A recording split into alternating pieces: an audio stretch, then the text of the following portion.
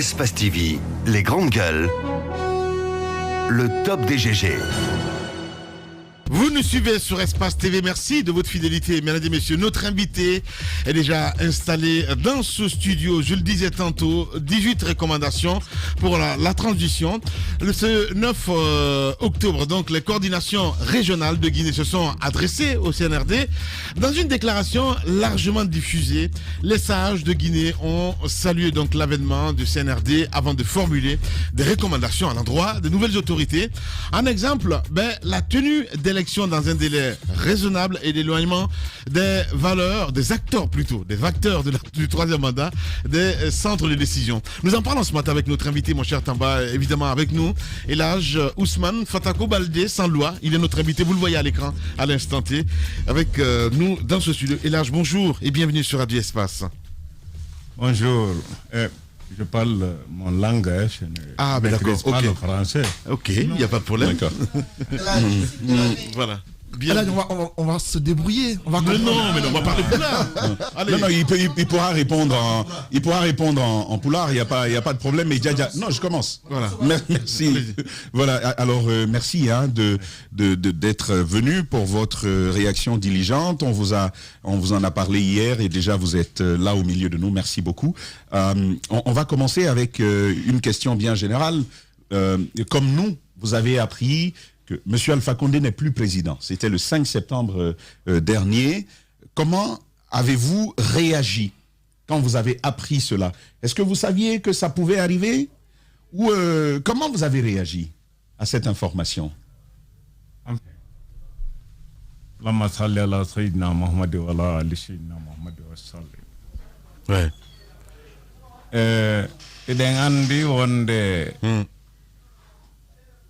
Ilaka people Guinea on wi wonde Alpha Condé wata o waɗu troisième mandat eɗen habbino conséquence population on wawai réagide e responsable e leydi ndin jaɓa non responsable ɓe leydi ndin c'est-à-dire wonɓe défendude e people Guinea on wawai e hollude wonde ko ɓe jeeyaɓe e patriotique ɓe leydi ndi ko ɗum waɗi e ɓayru woni hande kadi population on wawama tampinede ha tawa goɗɗo wawata heɓude hirande e soƴƴaari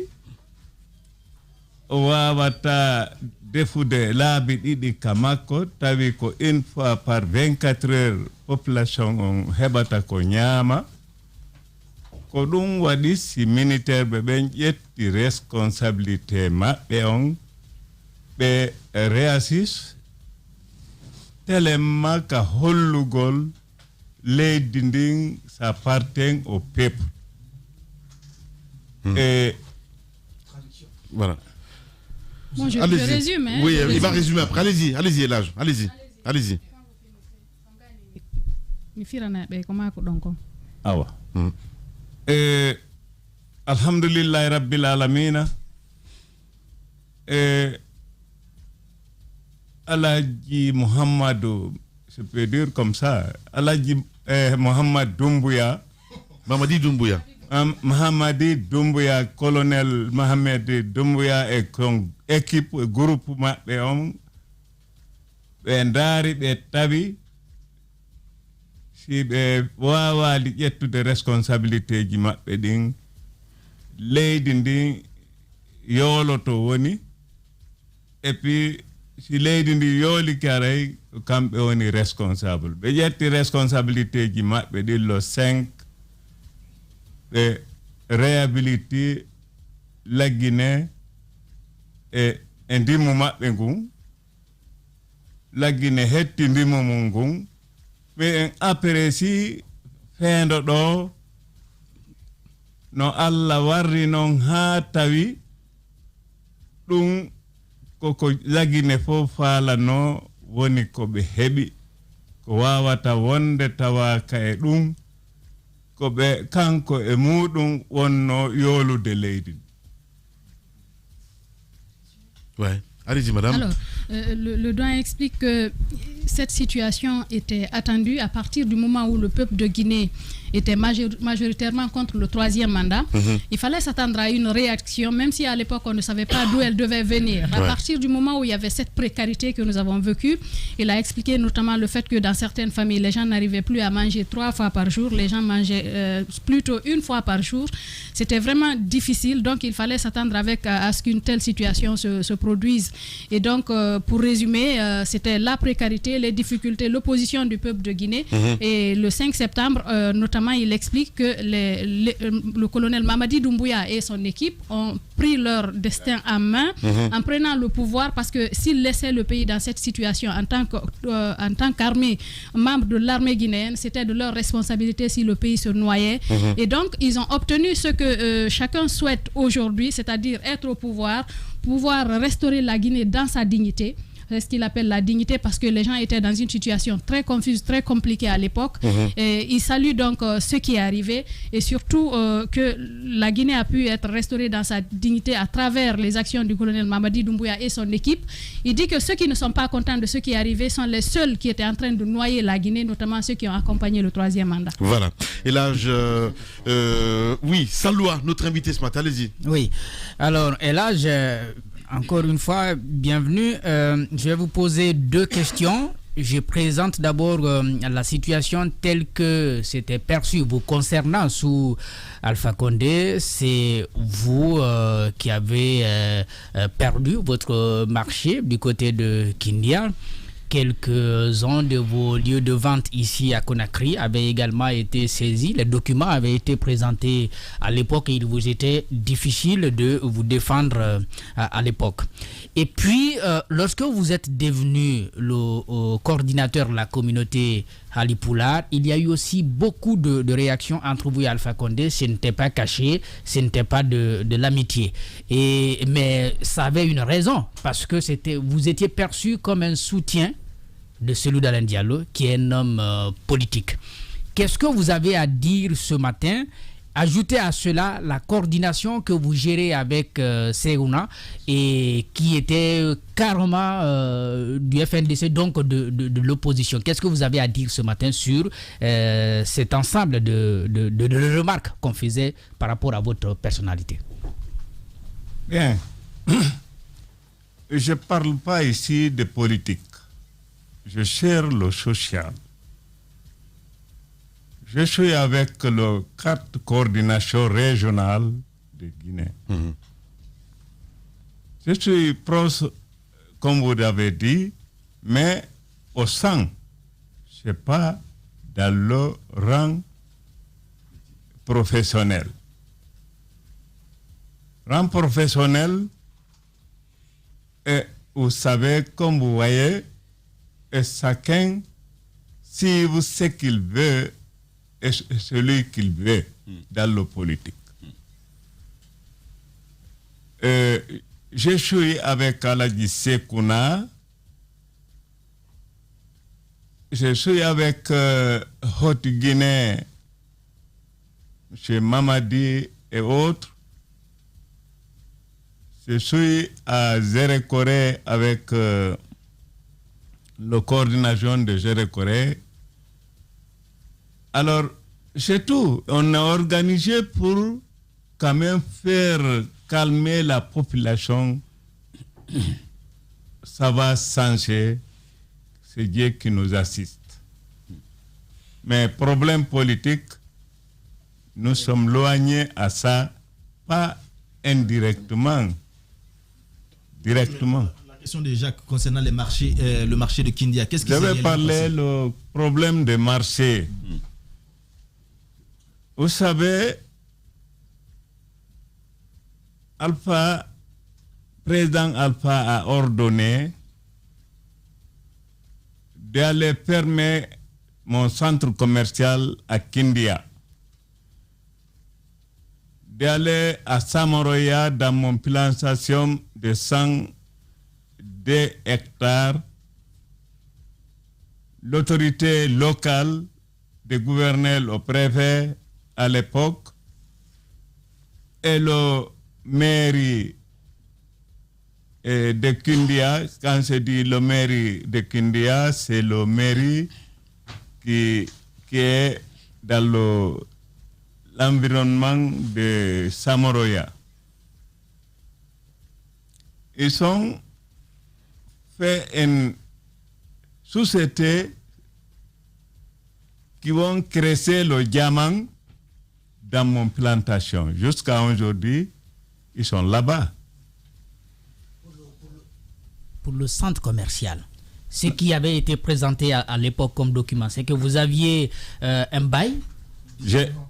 Merci. C'est un bail de 60 ans. De 60 ans. C'est fait 17 ans.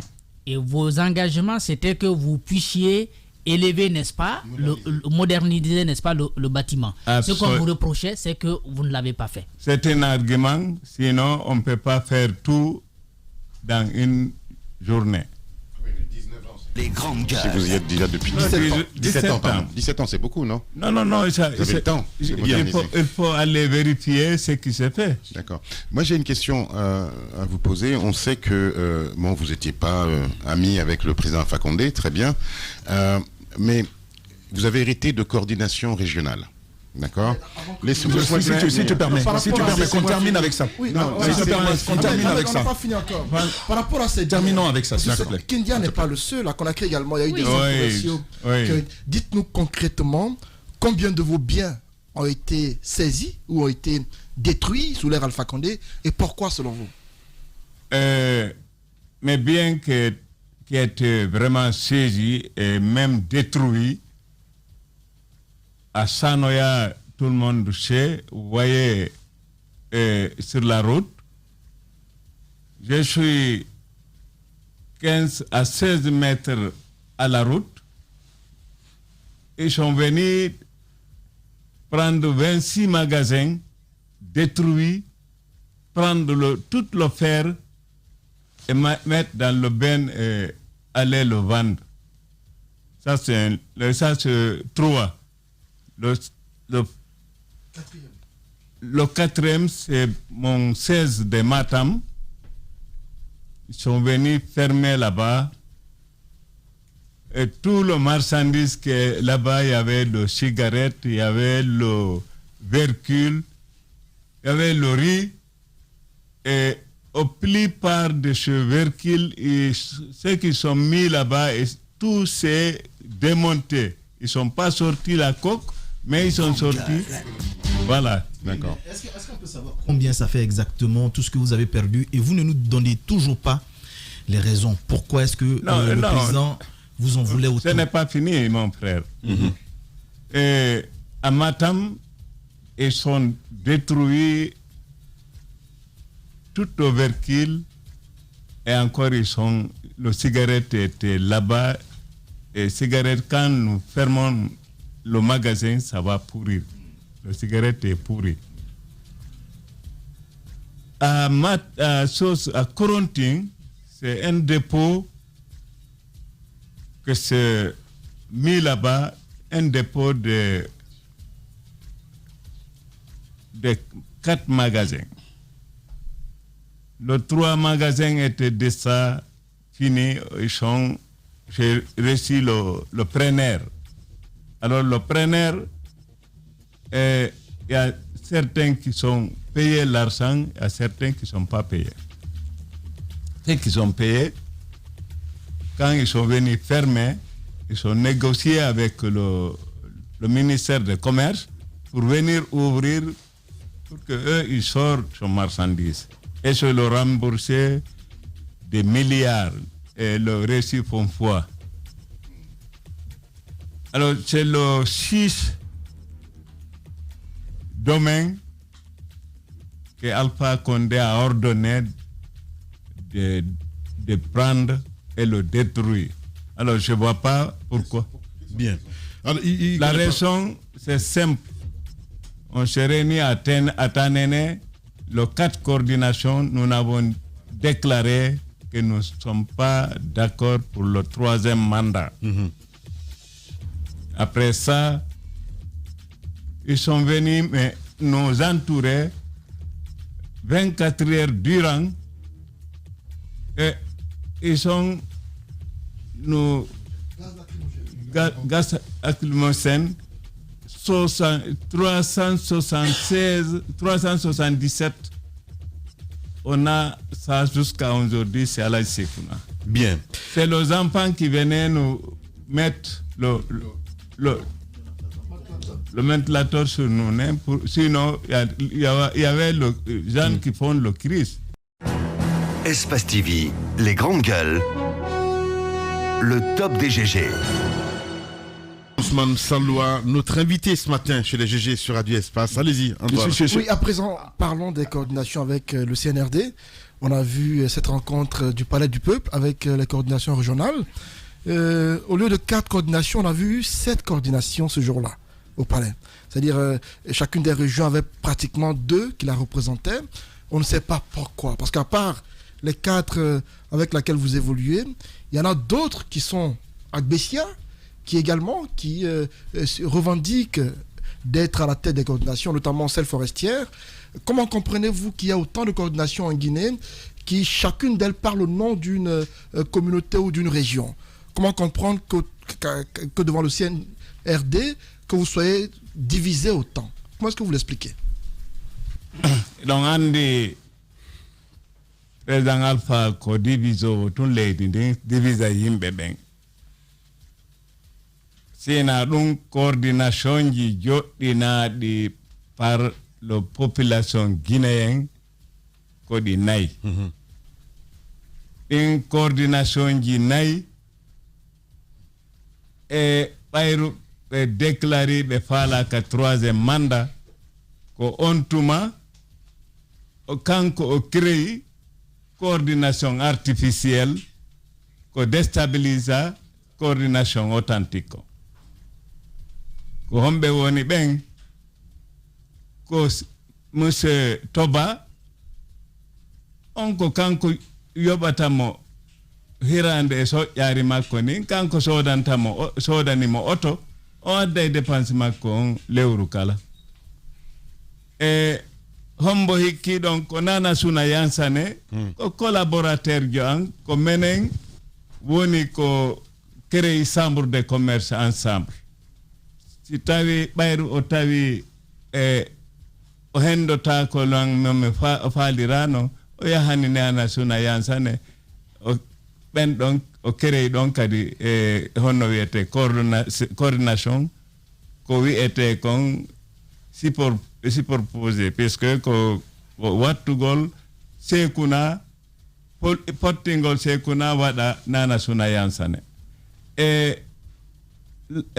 moyen Guinée o ndaari Samba Diallo on accayake o maayi kono ɓaako kanko o joɗɗinno o lammini Samba Diallo wo ko on woni coordination de Fouta ha feendo ɗo ni ko ɗum woni marsude mi sikki noon haray ko fewndi feendo ɗo kon koye ɓayru ko addi président Mohamed Doumbouya ko régularisugol piiji lancaaɗi ɗin hakkunde aaden e nene gooto mum a taway alfano pottindiri ɓe hakkunde aade e ɓeyngu mum hakkunde aaden e famille ji mum ɗin fof kanko o wallito o tabintina wonde yo o régule o ressemble guinéenɓe ɓen o watta ɓe laawol gootol puisque ko e leydi wootiri ko en laawol gootol en wawata seedude e ɓayru leydi ndin en sendatandi e mo kala e diina mum mo kala e golle mum mo kala e noone mum kono leydi ndin ko enen hawtindi si tawi o waɗi ɗum haray o waɗi e mission makko on haray o waɗimo no haniri eɗen tañƴini noon ko ɗum addimo ha feendo ɗo tawo naafigi sorali ka hakkil makko sakko hutoramo mo laawol ngol men mi yaali Allah no gasa noon hara ko ɓaami ala hakkunde laawi ɗin. Alors, par rapport à cette division dont on parlait, il pointe du doigt le président Alpha Condé qui, dans son esprit de diviser les gens, de diviser pour régner, a mis en place d'autres coordinations qui n'étaient pas les coordinations originelles qui existaient sur place. Il a notamment parlé de M. Togba qui était en relation avec le président Alpha Condé, qui lui a acheté une voiture, qui lui donnait en tout cas beaucoup d'argent, paraît-il. Il qui est avec lui dans la chambre du commerce, en fait, c'est des concurrents en fait. Et donc, le président a voulu se servir de ce dernier aussi pour mettre en place la coordination de la Basse-Côte. Il dit que c'était dans le cadre vraiment de diviser, que sinon, en Basse-Côte, par exemple, on sait que c'est le doyen Serouna, Elhadji Serouna, c'est eux qui se sont rencontrés, notamment pour s'opposer à l'idée du troisième mandat. Il estime que tout ceci, c'était pour diviser, parce que selon lui, le président Alpha Condé a divisé des frères de lait, a divisé des conjoints même et des familles entières, et quand ça l'arrangeait, il suppose que le président Mamadi Doumbouya est venu avec une toute autre vision, que jusqu'à présent, ce qu'eux ils voient, qu'il est sur la bonne voie, ils souhaitent qu'il concilie les Guinéens, qu'ils puissent recoudre le tissu social. Jusqu'à présent, il estime que ça peut aller s'il continue sur cette lancée. En tout cas, il ne voit pas autre chose qui parte dans le sens opposé. Il souhaite que ça continue sur cette lancée-là. Bien. Allez-y, Antoine, dernière question. Voilà. Un constat d'abord avant ma question, lié au positionnement des coordinations régionales. Nous savons que la coordination de la forêt, basée à Gbessia, existe il y a longtemps, et celle qui vous a rejoint finalement a été créée récemment. Alors, moi, le constat que je fais, c'est qu'il y a eu une coordination de la mouvance, une autre de l'opposition. C'est-à-dire, chacune d'elles défendait un camp à l'époque. Si, d'un côté, vous sembliez proche de l'UFDG ou de l'UFR côté opposition, l'autre semblait proche du RPG, parce que la plupart de vos déclarations étaient contradictoires. Lorsque l'une prend position pour défendre l'un des camps, l'autre prend la position contraire, et il fallait de la légitimité. Donc on a vu que une coordination de la forêt est née précipitamment dans le but de compléter le nombre de vos coordinations à 4. C'est ainsi qu'on a vu Bogola, également Newma, Sori, Leno et autres qui ont pu mettre en place une coordination qui a pu être créée dans le but d'avoir une coordination de la forêt. De l'autre côté, il y a cette déclaration que vous faites. On l'a lu tantôt avec 18 recommandations. Vous demandez à ce qui est, dans les nominations qui seront faites dans le département ministériel, qu'il y ait un équilibre. Je ne sais pas l'équilibre en fonction de quoi. Est-ce que pour la nomination des ministres, vous demandez à ce qui est, s'il y a 5 forestiers, qu'il y ait 5 du Fouta, qu'il y ait 5 de la Haute-Guinée, est-ce que c'est ce que vous demandez aujourd'hui à Mamadi Doumbouya? Bien, il a andi no wolirɗa noon fi toba ko goonga kono noon si tawi toba kanko o wawali maîtrise de population forêt on, si population forêt on dégoutimo ɓe créi coordination go ɓe addi ka coordination Basse Guinée et Moyen Guinée et Haute Guinée, menen komo men famodirta men ƴettata oɗa ko wowluɗa kon no wawi wonirde noon hara ko parti pris créaɗi hono wiyete jaati coordination ji créaɗi ɗin hara ko Alpha Condé créiɗi ɗum ko coordination ji makko wona coordination peuple guinéen coordination ji amen ɗin ko peuple on woni ko élisi men joɗɗini men haray feendo ɗo na wona toba tun woni coordination mo tabata population mum on dégouti mi haalani on fi Nana Sounayan Sané, mi haalani on fi Samba Diallo e haray ɗiɗo ko ɗiɗo Alpha moƴƴini inon ko moƴƴinte hari menen meɗen e batte amen ko kanko andi ko honɗum o moƴƴinani ɗiɗo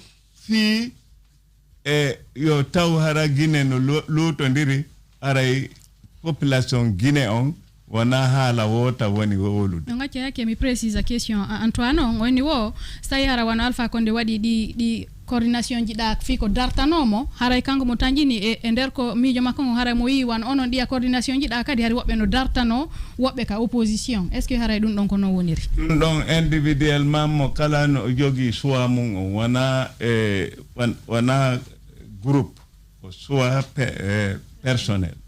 Voilà. Alors, il dit que par rapport aux coordinations dont il a parlé là, les gens qui sont venus, notamment c'est la même explication qu'il a donnée. Il dit que c'est des gens qui ont été rejetés par leur communauté, mais qui ont été fortifiés par le président, en fait, choisis par le président. Eux qui se sont réunis, par exemple, il dit que pour la coordination de la Guinée forestière, il dit que c'est des gens qui ont rejeté l'autre, mais qui ont mis une autre personne à sa tête, et cette dernière est venue les rejoindre, c'est-à-dire les 3 autres coordinations. C'est eux qui se sont mis ensemble pour faire la déclaration qui a été faite là. Il dit qu'au sein des coordinations, les gens ont leur choix personnel. Par exemple, lui peut accompagner quelqu'un, monsieur de la coordination de la Guinée forestière peut avoir son choix en matière de politique, mais ils se réunissent pas ensemble pour dire qu'ils vont accompagner un tel ou un tel autre. Il a parlé notamment de monsieur Samba qui est d'ailleurs décédé, qui a été notamment du côté de la coordination du Fouta, choisi par monsieur Alpha Condé. Bien. Allez, on a terminé. Merci Elage. En tout cas, si vous avez un dernier message pour les auditeurs, ceux qui nous regardent à la télévision, vous pouvez vous adresser évidemment aux Guinéens qui nous regardent. Pardon. On nous marque donc hollon jama la Guinée on wonbe on darde ben wonbe on hedade ben hande. Comme fala hollude be la Guinée ben si la Guinée e leydi Guinée ndin e komi faala hollude laamu ngu Allah neldi en feeno ɗo ngun koyo lanɗo on jaɓu ko fuɗɗi kon o yaltino yahara naafigi lombaaki sakko o sansa jikku makko on komi faala wolande ɓiɓɓe Guinée ɓen Guinée juuti tampude en torike Allah yo taw hara ko neldari Allah addi président Mohamed Doumbouya ko wallito Guinée no leydi ndin e ɓiɓɓe leydi ndin feewira e no ɓe fewnira leydi ndin fe social on timma développement on kadi nanga laawol awa yimɓe ɓen kadi yiɗidira e barkodira ɓayru ko en hunde wotere Guinée ko famille goto. Merci beaucoup. Merci beaucoup Elage. En tout cas, allez-y Tama. Oui, c'est une alerte que j'aimerais sonner ce matin. Ça concerne les affrontements intercommunautaires qu'on a enregistrés du côté de Nzérékoré. Il y a plusieurs années, comme vous savez, sous la gouvernance Alpha Condé, là-bas, Pelé et Konyanké se sont affrontés, faisant donc des morts, beaucoup de morts, des dizaines. On a enregistré cela. La dernière en date, on s'en souvient, c'était autour de cette histoire de 3e mandat. Une église avait été brûlée et on avait parlé de cela. On évoquait le fait que c'était la 2e fois que ça arrivait. C'est en termes de bâtisse la plus grande église protestante de Guinée, qui a été incendiée une première fois et qui a été réincendiée une autre fois lors de ces affrontements. Et donc l'église a décidé de rebâtir la maison et les travaux sont en cours. Hier, les informations qui nous sont remontées, 2 individus présentés comme des donzos sont arrivés dans la cour de l'église avec du sable et des incantations à mâcher. Et donc, ils ont été arrêtés par les jeunes qui travaillaient à l'intérieur de la cour de l'église. Ce qui a suffi pour mobiliser d'autres de la même confrérie qui sont venus donc en sauvetage pour exiger, mais face au nombre de jeunes qui étaient nombreux là, ils n'ont pas pu. Les deux ont finalement été amenés à la gendarmerie. D'après les informations qui nous sont remontées, il y avait des concertations hier et ce matin encore pour obtenir leur libération, notamment face aux jeunes de l'église qui se réunissent aujourd'hui en train de travailler sur ces bâtisses-là. C'est important de sonner l'alerte ce matin pour que des mesures soient prises pour éviter un autre embrasement de la situation. Vous savez que Nzérékoré est très fébrile, surtout pour les questions qui touchent aux communautés. On ne sait jamais jusqu'où ça peut arriver. Bien. Espace TV, les grandes gueules, le top des GG. Vous le voyez à l'écran, Mamadou Ismaïla Konaté, ancien ministre malien de la Justice, garde des Sceaux, en bas. Il est notre invité ce matin avec lui. Nous allons en débattre, évidemment, et ça va aller en profondeur, mon cher ami. Alors, Monsieur Konaté, bonjour et bienvenue. Ouais. Bienvenue dans les grandes gueules. Depuis un certain moment, on a échangé à quelques années en arrière. C'est donc un plaisir de vous avoir ce matin dans le studio des grandes gueules. Mais avec vous, avant ces éléments qui ont été notamment évoqués par Lamine, revenons un peu à votre parcours. J'imagine que c'est la première fois que vous prenez la parole en Guinée, dans un média. Oh non. D'accord. C'est un peu... Donc on va commencer avec cet exercice. Parlez-nous un peu de vous. On sait que vous êtes avocat, aujourd'hui au barreau de Bamako, de Paris aussi. Mais vous avez été ministre de la Justice 2017, si je ne me trompe, vous démissionnez. Parlez-nous de ce parcours-là. Pourquoi quitter là où tout le monde veut être? Et c'est parce que tout le monde a tort de penser qu'il faut y être. Je pense que la fonction ministérielle n'est pas donnée à tout le monde. Il faut être politique et intensément politique, mais en même temps, il faut être préparé et dans la tête, et dans le corps, et dans l'esprit pour être ministre. Un certain nombre de gens pensent que ministre, on peut se ramasser cette fonction dans la rue, l'exercer comme on le pense, et en oubliant simplement qu'on est au service de l'intérêt général. Moi, j'ai pensé que je ne pouvais jamais être ministre, c'est pour ça que je l'ai été que très tardivement. J'avais 53 ans quand j'étais ministre de la Justice, et j'avais eu l'occasion de proposer plusieurs autres personnes à des fonctions ministérielles que j'ai toujours refusé. Je me souviens d'un gouvernement qui était retardé pendant 48 heures parce que simplement on m'a proposé de prendre des fonctions ministérielles que je ne voulais pas. Je me voulais intensément avocat parce que j'ai été à l'école et à la faculté de droit pour apprendre ce métier-là, que personne d'ailleurs ne peut me contester parce que le titre de maître est le titre que je garderai définitivement. La fonction ministérielle, je l'ai rencontrée parce que simplement il s'est trouvé qu'à la tête de l'État, il y avait donc un chef d'État, le président Ibrahim Boubacar Keïta, que je connaissais 25 ans auparavant, avec lequel j'avais des relations plutôt amicales, fraternelles et cordiales, et qui a eu la mauvaise idée de me nommer ministre un jour en pensant que je pouvais être ministre. Et jusqu'au jour où il m'a nommé ministre, d'ailleurs, je vous rappelle l'anecdote, c'est que la veille, j'étais au téléphone avec lui, je suivais un match à la télé, quand il m'appelait pour me demander où j'étais à la maison, et lui était au palais en train de travailler. Ouais. Donc on a bien chahuté, et puis le lendemain, j'ai reçu un coup de téléphone du Premier ministre qui est décédé aujourd'hui, le Premier ministre Modibo Keïta, qui m'a demandé si j'étais Mamadou Konaté, je le lui ai confirmé, il m'a dit qu'il était Modibo Keïta. Comme il y en a plusieurs au Mali, j'ai dit lequel? Et il m'a dit le Premier ministre, j'ai dit ah mais tiens j'avais besoin de vous d'ailleurs, parce qu'à l'époque j'étais le président chargé de la révision de la constitution du Mali et que j'avais besoin de voir l'ensemble des chefs de gouvernement passés et présents. Ouais. Il m'a dit moi je vous appelle parce que le chef de l'État vous nomme ministre de la Justice, chargé des droits de l'homme, garde des Sceaux, machin et tout. Puis je l'ai, pendant 2 secondes, je lui ai dit mais vous rigolez ou quoi? Il m'a dit quoi? J'ai dit mais vous rigolez monsieur le Premier ministre? Pourquoi il me nommerait ministre? Premier ministre du moins, je l'ai eu la veille et puis voilà. Donc c'est parti comme ça, contraint et forcé cette fois-ci, parce que 2 fois auparavant j'avais échappé. Il m'a appelé la veille pour me demander si j'étais là, je savais que c'était la veille d'un remaniement ministériel, j'ai dû prendre l'avion et puis je suis parti. Ok. Voilà, je suis sûr et certain que je ne devais pas être un très très bon ministre. Je vous suis souvent sur Twitter. Et chaque fois que votre profil, je l'affiche, il y a cette phrase qui me frappe tout le temps et je suis heureux de pouvoir la poser ce matin. Vous dites « jamais de dos, toujours en face de l'interlocuteur ». Ça veut dire quoi? Vous vous définissez comme quelqu'un qui n'a pas froid aux yeux, qui affronte ses adversaires. Est-ce que souvent ce n'est pas source de déboire pour vous dans vos relations? Exactement, je suis frontal, je suis direct, je suis spontané, je suis vif. J'y vais en regardant mon interlocuteur en face et en disant ce que je pense.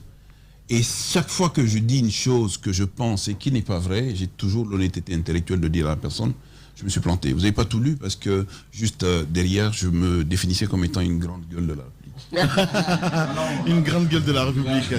Voilà, Mamadou Ismaïla Konaté, notre invité ce matin. Allez-y. Alors, maintenant le départ, pourquoi vous décidez de partir, même si il y a une partie de la réponse que vous avez déjà donnée, vous ne vouliez pas être ministre. Pourquoi finalement vous êtes parti? Est-ce qu'avec votre ami Ibeka, ça n'a pas fonctionné comme vous l'aviez souhaité? Ça a cassé. Depuis le jour où j'ai tourné le dos, je ne l'ai plus revu. Je ne l'ai plus jamais parlé. Mais qu'est-ce qui s'est passé? Ce qui s'est passé, c'est que la fonction gouvernementale, l'action politique mettent en confrontation directe. Pour la simple et unique raison qu'un ministre de la Justice par nature, d'abord, lorsque vous voyez qu'il reste dans un gouvernement plus de 2 ans, parce qu'il n'est pas en train de faire son métier. Ah ouais? Et quand on fait son métier, on contrarie des gens, et quand on contrarie des gens, on contrarie d'abord le premier auteur du décret qui vous nomme. Parce qu'en frontal, un politique a toujours besoin qu'on lui fasse plaisir d'une part, et un politique a toujours besoin de protection, non seulement pour lui, mais également pour les siens. Et la difficulté d'un ministre de la Justice qui ne rend pas la justice, mais qui administre la justice, c'est qu'on vous demande souvent d'être des obstacles à la justice, et c'est une situation qui est difficilement acceptable. Qu'est-ce que vous appelez obstacle de la justice? Bien sûr. Demander l'obstruction à la justice? Deux, trois éléments, éléments du moins. Première chose, j'ai demandé à ce qu'on puisse mener une lutte implacable contre la corruption. Et c'est à cette époque-là d'ailleurs qu'on a mis en place l'Office central de lutte contre l'enrichissement illicite d'une part, et d'autre part que nous avons soumis un certain nombre de fonctionnaires publics qui étaient en charge de puissance publique de déclarer leur patrimoine. Cette situation a été par la suite une grosse difficulté. Et le deuxième élément, c'est que je me suis retrouvé en situation difficile avec le chef de l'État, mais difficile dans ma situation de ministre. Souvent, lorsqu'il s'est agi de nommer des fonctionnaires à la tête de parquet ou à la tête de juridiction, autre difficulté, parce qu'on a tendance à pointer du doigt celui qui est le plus près du parti, le plus proche du régime, et qui peut éventuellement servir. Et dernier point, je pense que ce n'est pas une tare également. J'ai poursuivi une grande gueule de la République, contre laquelle j'ai trouvé qu'il était assez excessif dans ses prises de parole, notamment en face de l'armée. J'ai diligenté des poursuites à son encontre, qui ont été arrêtées dans des conditions totalement inacceptables pour moi. Ces 3 choses ont fait que j'ai présenté ma démission au chef de l'État. Oui, alors la lutte contre la corruption, c'était quand même un des éléments qui avait été brandi par le M5 en 2020, 19-20 pour eux, demander, n'est-ce pas, le départ des IBK. Est-ce que vous pouvez nous décrire un peu quelle était l'ampleur de cette corruption, de ce phénomène, n'est-ce pas, au Mali? Parce que nous l'avions effleuré un peu avec on en a parlé un peu avec IBK, l'avion présidentiel, les armements et autres. C'était quoi l'ampleur? Je prends juste ces 2 dossiers-là. L'aéronef du président de la République et les équipements militaires qui représentent un total de plusieurs milliards de francs CFA. Moi, je suis venu au gouvernement trouver ces 2 dossiers-là. Le dossier de l'aéronef, par exemple, avait fait l'objet d'une dénonciation au procureur de la République. Et d'ailleurs, la première des choses, quand je suis arrivé, le procureur du parquet financier est venu me voir, me demandant mes instructions sur ce dossier. Je n'en avais point, en lui rappelant que c'est lui qui est le procureur, que moi je suis ministre. Le deuxième élément, les équipements, et vous savez toute la philosophie qu'il y a derrière les équipements. J'ai eu beaucoup de difficultés justement avec le régime en place à faire passer ces dossiers-là, parce qu'il y a eu 2-3 obstacles. La première fois, on a tenté de classer sans suite le dossier, la deuxième fois et la troisième fois, et par chaque fois, j'ai insisté pour remettre les dossiers, parce que comme par nature, en tant qu'avocat, un dossier judiciaire, on peut simplement l'arrêter un moment, on ne peut jamais l'arrêter indéfiniment. Vous avez vu par exemple dans nos pays comment les dossiers se réveillent. Et d'ailleurs, les dossiers dont je vous parle se sont réveillés aujourd'hui. Un certain nombre de personnes ont été mises en cause. Aussi bien pour l'aéronef que pour les équipements, j'ai eu beaucoup de difficultés justement à faire passer l'idée simplement de justice en indiquant que personne ne doit être un obstacle. On estime que vous n'avez pas joué franc jeu, puisque, bon, ça je vous le dis, c'est un observateur qui nous l'avait dit à l'époque du côté de Bamako, que pour des raisons d'État, entre guillemets, il arrivait quand même que le ministre de la Justice puisse prendre le dessus sur même la pratique de la justice elle-même. On me demande de me coucher. On me demande de me coucher et en ne laissant pas passer la justice. En clair, de fermer les yeux. On me demande de me coucher en essayant de protéger des personnes privées au détriment de l'intérêt général. Croyez-vous pour vous, la raison d'État ne passe pas là? Je ne sais pas ce que c'est que la raison d'État. Alors, Allez-y, madame. Ministre de la Justice et des Droits de l'Homme à l'époque, moi j'aimerais bien savoir, parce que là vous parlez de situation au haut sommet de l'État pratiquement. Quelle était la situation des droits de l'homme à l'époque quand vous étiez ministre? Ça c'est ma première question. L'autre question, est-ce que vous comprenez ce qui est arrivé, le putsch qui a renversé M. Ibrahim Boubacar Keïta? On ne comprend jamais un putsch. Parce que comprendre un putsch, c'est à la limite trouver une explication au putsch et éventuellement adhérer au putsch. Donc sur le principe, je ne comprends pas. Et quel que soit le décret de difficulté que je peux avoir vis-à-vis d'un homme, je pense que le putsch militaire est la dernière des choses que je peux éventuellement souhaiter et cautionner. Les grandes gueules. En dehors de cela, il faut simplement aujourd'hui se dire que dans tous nos États, et le Mali ne fait pas exception, la question des droits de l'homme est une difficulté essentielle. Voyez-vous, tout le monde va vous le dire au Mali, j'ai visité l'ensemble des régions du Mali à l'exception de Kidal qui était inaccessible à l'époque. Et chaque fois que j'ai été dans une région donnée, ma première chose, c'est de mettre les pieds dans la prison. Et vous savez pourquoi? Parce que le référentiel de droits de l'homme, du niveau de respect de l'état de droit et des droits de l'homme, c'est quand même les prisons. Je me souviens par exemple un jour en Conseil des ministres, quand le président l'applique, m'a dit et attention, dans les prisons, ils ont la gale. Monsieur le Président, ils ont peut-être la gale, mais c'est la gale qu'on leur a mis. Moi, mon combat, justement, c'est toujours d'aller à la prison et de faire en sorte que cette gale, je puisse l'avoir et que je puisse la soigner. Juste une anecdote, j'ai lancé les travaux de construction de la plus grande prison de Bamako. Vous savez que la prison de Bamako est prévue pour 400 personnes et qu'ils sont 4 fois 1600 personnes aujourd'hui dans une promiscuité pas possible. Donc j'ai lancé les travaux de construction de la prison et je ne sais pas si c'est la même philosophie qu'en Guinée. Chez nous, on ne pose jamais la première pierre parce que simplement on est le premier à y aller. J'ai dû inviter un conseil des ministres, l'ensemble de mes collègues d'une part, mais le Premier ministre et le Président de la République, tout le monde a décliné. Je me suis retrouvé tout seul à poser la première pierre. Incroyable. Et grâce à Dieu encore, je suis dehors. C'est pas possible. Nous, notre première pierre du côté de Yorokogia, au fond là-bas, jusqu'après, il n'y a pas une deuxième pierre. Jusqu'à ce jour. Bien. Notre invité ce matin chez les GG, évidemment, Mamadou Ismaïla Konaté, ancien ministre malien de la Justice, garde des Sceaux. Allez-y, Antoine. Ahmed. Monsieur le ministre, vous dites que vous garderez le nom de maître à vie, le nom de ministre aussi, vous allez le garder à vie. Vous êtes avocat, vous en avez la posture, vous en avez le vocabulaire, le vocable, la diction, c'est assez impressionnant. Ce qui m'intéresse, moi, c'est de savoir, vous avez dit un mot qui est très spécifique, c'est que vous avez dit je suis allé à la rencontre du poste de ministre. Qu'est-ce qui vous a pris de ne pas bifurquer, puisque visiblement vous étiez en désaccord complet avec la fonction qui est la vôtre, donc j'imagine le litige intellectuel qui a dû être le vôtre. Et donc qu'est-ce qui vous a pris de ne pas bifurquer chemin? Et puis ensuite, quel est votre regard aujourd'hui sur l'évolution de la justice à travers l'Afrique de l'Ouest? Voilà mes deux questions. Qu'est-ce qui m'a pris d'y aller, je veux dire, si j'ai envie de retourner la question ou de ne pas y aller, franchement, je suis incapable de vous dire. Je me suis retrouvé tout seul dans ma voiture en train de me balader. Je voulais passer juste le pont de Bamako pour aller voir ma mère, pour lui faire l'annonce qu'on m'avait proposé ça. Et il y avait un tel embouteillage sur le pont que je ne pouvais pas prendre le risque de parler de ça à ma mère. Mais comme vous pouvez vous les imaginer, j'étais sur le point de partir en France où j'avais été reçu comme avocat et exercer ma fonction tranquillement. D'ailleurs, mon épouse, qui est guinéenne, et y était avec ma fille. Et quand j'ai appelé les deux pour leur dire que j'étais ministre, ma fille me dit « ça te tombe du ciel, c'est depuis quand ?» et machin, et toutes ces questions-là.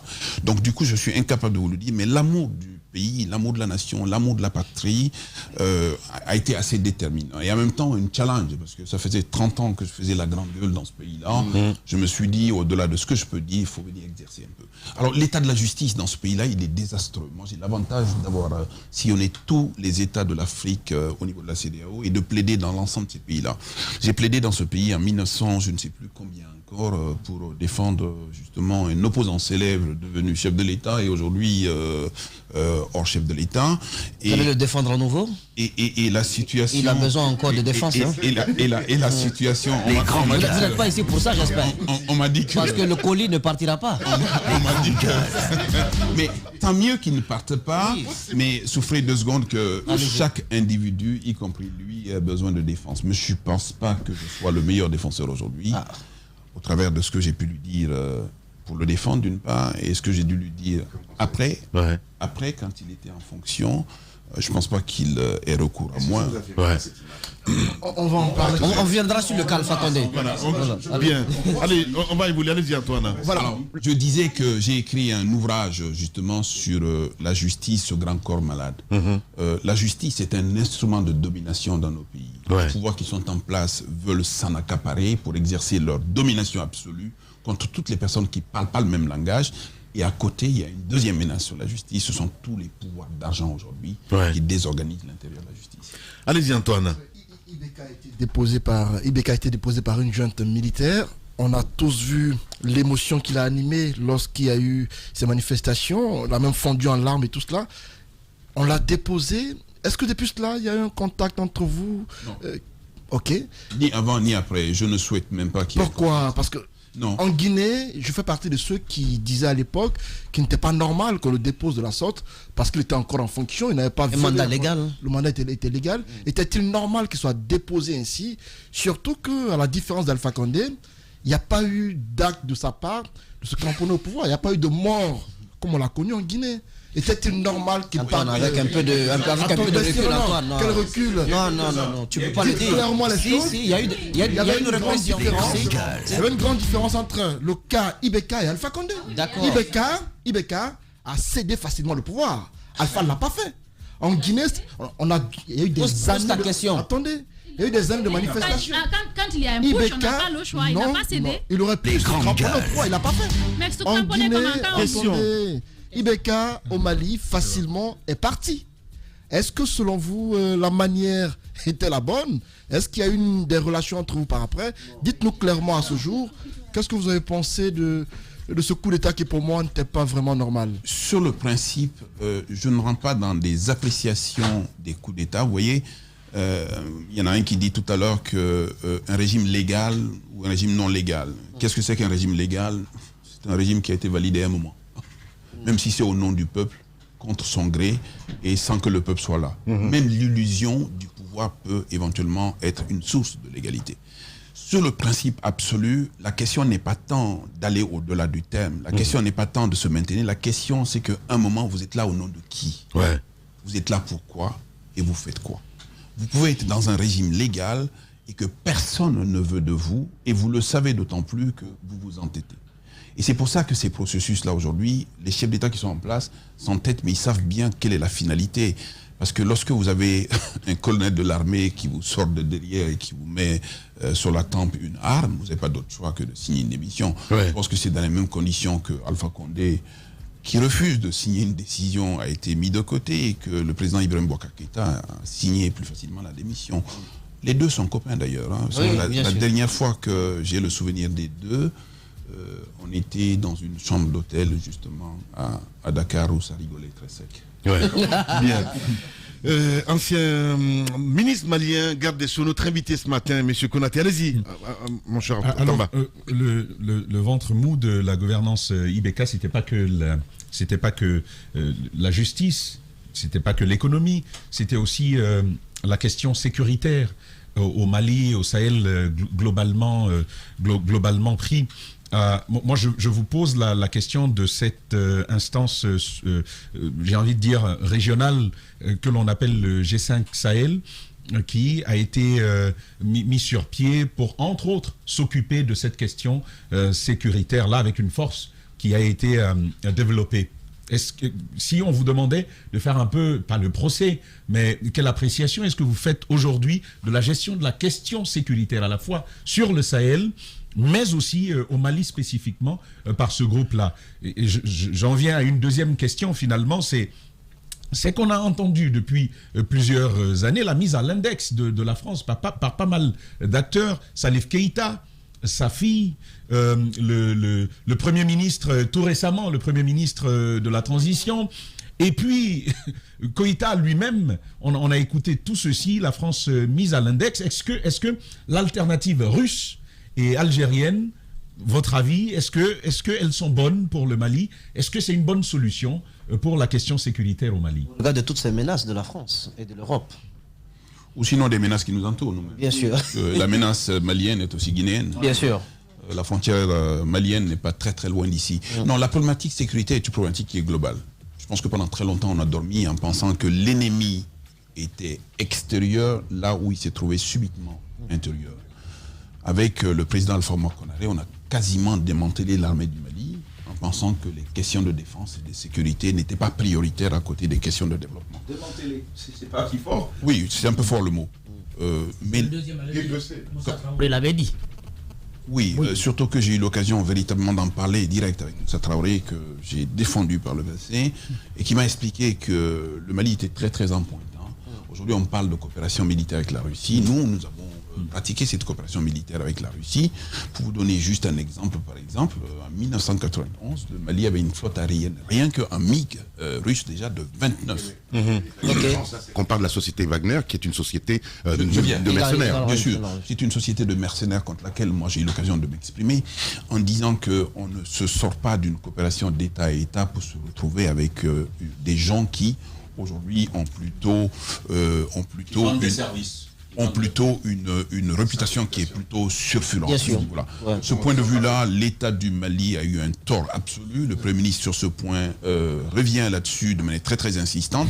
On peut être... Mais est-ce que vous comprenez quand même Goïta sur sa sortie? Non, Goïta, pardon. Goïta. Non, ce que je veux comprendre, moi, quand on a envie de dire non à la France, franchement, on a le droit et la liberté de dire non à la France. La Guinée a dit non à la France, la Guinée n'est pas morte, la Guinée est là aujourd'hui. La Guinée a souffert, ça, mais la Guinée est là aujourd'hui. La question, c'est qu'on mélange deux choses. En disant nous sommes souverains, et à ce titre-là, nous ne sommes pas satisfaits de la coopération française, ce qui vous donne le droit d'arrêter avec la coopération française, d'aller avec qui vous voulez. Mais vous ne sortez pas sur terre pour aller sous terre et nous faire croire que vous nous sauvez. Non, vous ne nous sauvez pas. Cette démarche est une démarche qui est vouée à l'échec et cette démarche n'est pas une démarche d'État. Bien. Allez, Thomas, on va revenir. Avec l'Algérie, nous avons eu une coopération classique déjà. La question d'ailleurs, c'est que le Mali a toujours été entre deux. Le Maroc d'un côté et l'Algérie de l'autre. Mais la question algérienne est une question qui, d'un point de vue sécuritaire, nous préserve plus que nous peut nous mettre en danger. Et chaque fois que l'on s'est éloigné de l'Algérie, ça nous a coûté quelques frayeurs. Voilà. Transition malienne et guinéenne en discussion en tout cas avec Mamadou Ismaïla Konaté, il faut le rappeler, ancien garde-sceaux. Espace TV, les grandes gueules, le top des GG. Transition malienne et guinéenne en discussion avec Mamadou Ismaïla Konaté, ancien ministre malien de la Justice, garde des Sceaux.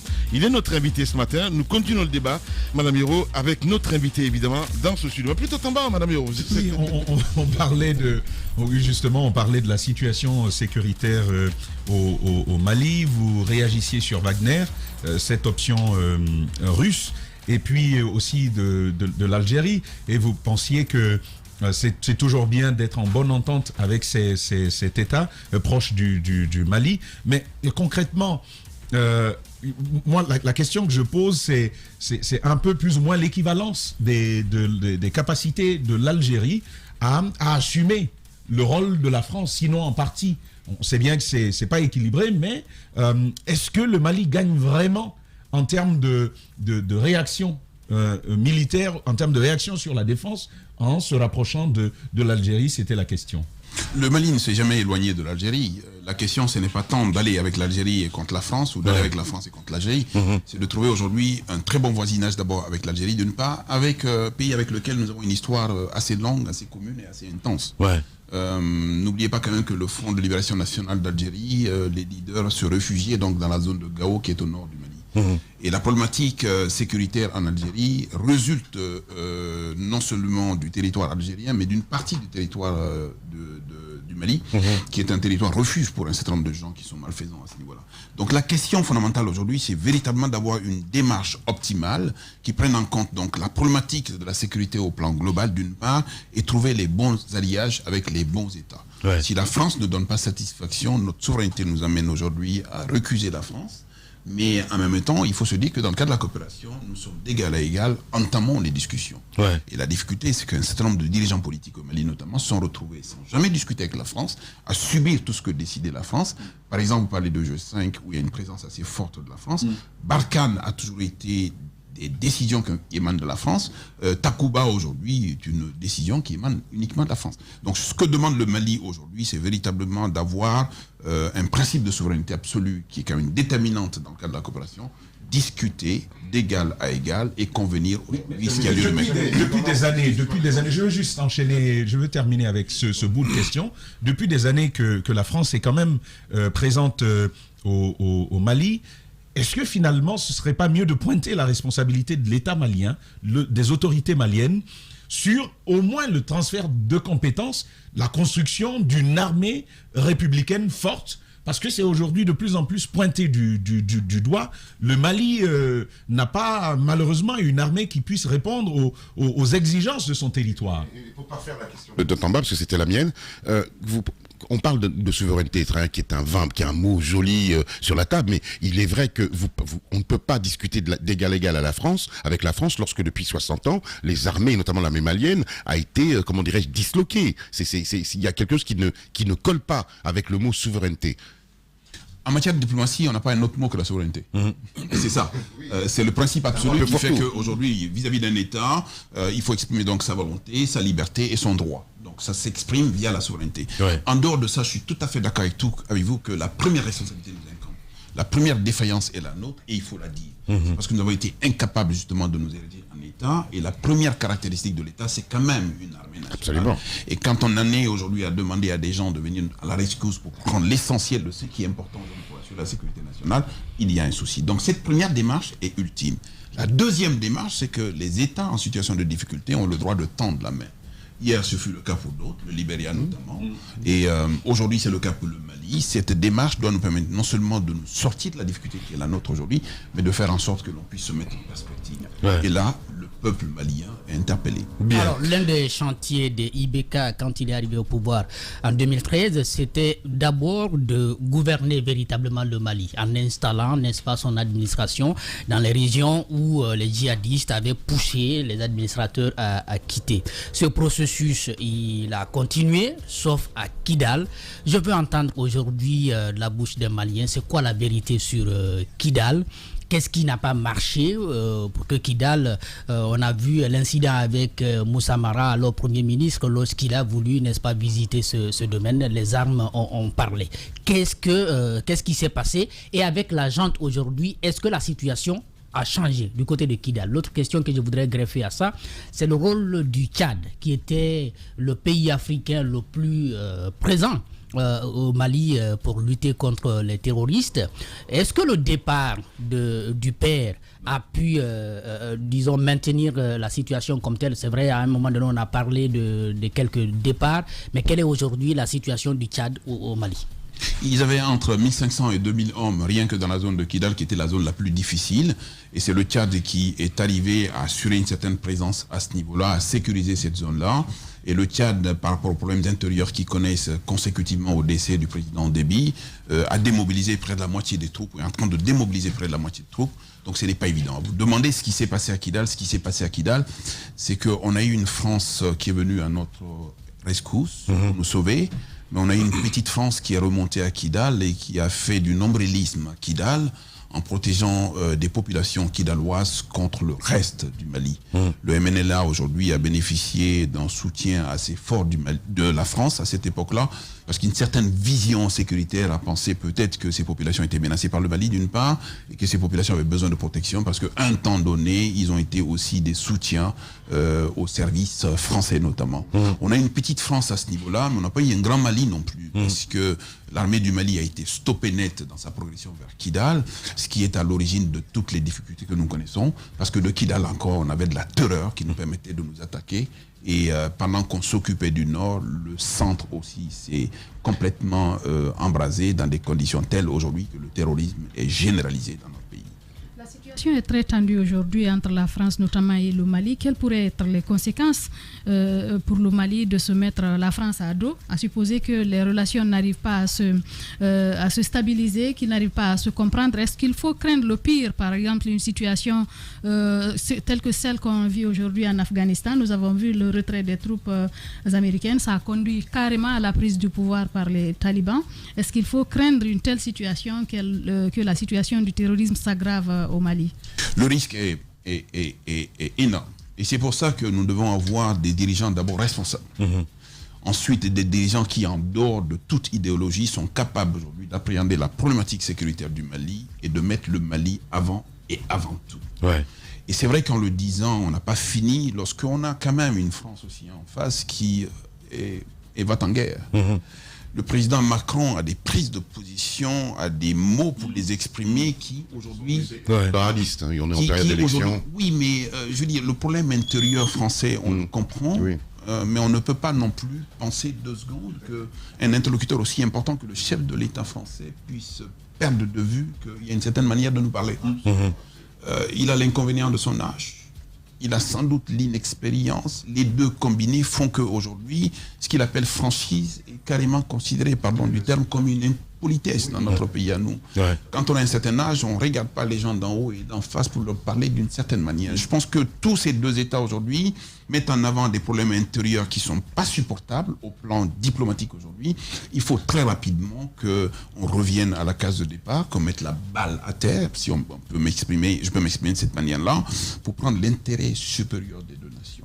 Et le Mali et la France aujourd'hui, c'est quand même plusieurs milliers de Maliens qui sont présents en France. D'une part, c'est aussi plusieurs milliards d'intérêts français. Ces 2 États ont besoin d'abord de coopérer dans le cadre de la transparence. Sortir un peu de la rumeur, sortir un peu du va-t-en-guerre et surtout que le président français prenne suffisamment conscience que le Mali n'est pas au service de la France. En parlant justement de rumeurs, de rumeurs, de richesses, d'aucuns disent que la France exploiterait, ça, je mets au conditionnel, vous avez certainement entendu parler de cette situation, des richesses notamment dans le nord. Qu'est-ce qu'il en est réellement? L'or, le pétrole, qu'est-ce qu'il en est? Franchement, je veux dire, aussi bien malien que je suis, je ne peux pas affirmer les choses. Mais dans tous les cas, ce qui est mauvais dans le cadre de la relation d'État à État, c'est de laisser perdurer la rumeur. Et la rumeur peut tuer. Donc aujourd'hui, on a besoin de reprendre les choses en main. Je pense que le chef du gouvernement malien et le chef du gouvernement français doivent se parler très très vite, au moins au téléphone d'une part, et deuxièmement, envisager très vite de se voir pour mettre les choses à plat. D'accord. Alors, moi, je veux faire réagir sur 2 autres aspects. Est-ce que envisager la solution au problème malien en s'enfermant dans le contexte malien n'est pas une erreur aujourd'hui? Est-ce que les dirigeants maliens ont conscience de cet environnement régional? La Libye qui tombe, des armes qui sont en circulation. Au-delà de ça, Idriss Déby Itno qui s'en va, ça n'arrange pas la situation. Les grandes gueules. La situation des violences qui existent dans la région du lac Tchad. Le Niger n'est pas non plus un bon allié du point de vue de la sécurité. Le cas au sud de l'Algérie, c'est aussi un autre problème. Est-ce que concrètement, les dirigeants maliens ont conscience de cette réalité régionale et de ses implications sur la situation sécuritaire au Mali? La deuxième question sur laquelle je veux vous faire réagir, est-ce que envisager la solution aux problèmes sécuritaires en agissant directement sur les questions de défense et de sécurité, préservation, et donc armement et tout au niveau du Mali, n'est pas non plus une autre erreur? Parce que au fond, ce sont des frustrations nées de communautés qui ne se sont pas senties vraiment incluses dans le processus démocratique. Donc, tous ces facteurs-là qui ont finalement servi de germe à l'émergence de groupements de violence, donc qui se disent faut se défendre nous-mêmes, notamment dans le nord du Mali, Kidal qui a longtemps été présenté comme un territoire abandonné. Est-ce qu'il ne faudrait pas, sur cette autre question, une solution plutôt systémique, plutôt holistique du problème malien? Je suis tout à fait d'accord. Et vous avez cité tous ces pays aujourd'hui qui se sont embrasés et qui sont des exemples patents de ce que nous risquons aujourd'hui. Je peux rajouter simplement la situation du Soudan qui est en train d'exploser avec une transition difficile aujourd'hui. Donc la problématique au Mali, elle est d'abord communautaire. C'est-à-dire comment faire en sorte que nous puissions avoir des rapports humains, même si à la base on peut se détester. D'abord entre noirs et blancs, entre gens du Sud, gens du Nord, gens de l'Est, gens du Sud, et gens du Centre, et entre gens qui sont allés à l'école, qui ne sont pas allés à l'école, entre des islamistes et tout ce qu'il y a. Donc la problématique essentielle, c'est d'abord comment faire en sorte que nous puissions aller vers des convergences communautaires. Parce que l'idée de nation aujourd'hui, c'est totalement disloqué. Et deuxièmement, nous avons un souci fondamental. Oui, bien sûr. Même dans ton pays, la Guinée. Bien sûr. D'accord. Bien sûr. Et vous savez, on est venu des États-nations en difficile construction, donc c'est pas très évident. Et la deuxième problématique, c'est la terre sur laquelle on est installé. Ouais. Parce que les questions de délimitation posent des questions essentielles. Je vous entendais sur des problèmes domaniaux en Guinée. Au-delà des problèmes domaniaux, c'est des problèmes frontaliers entre les villages, entre les communautés, qui posent des problèmes énormes. Et lorsque vous avez deux communautés antagoniques qui sont voisines les unes des autres, dès lors que les hommes ne s'entendent pas, l'incidence est sur la terre. Et du coup, on chasse les gens de la terre. Ça veut dire qu'on ne peut plus cultiver. Ça veut dire qu'on ne peut plus absolument rien faire à ce niveau-là. Et la troisième, c'est qu'aujourd'hui, l'ennemi est commun. L'ennemi est connu. Et nous, au lieu de tirer sur l'ennemi, on se tire sur nous-mêmes. Donc aujourd'hui, on n'a pas conscience. Donc aujourd'hui, l'ennemi commun, c'est celui qui nous explose tous les jours. Mais bien sûr, le terrorisme. Espace TV, les grandes gueules. Le top des GG.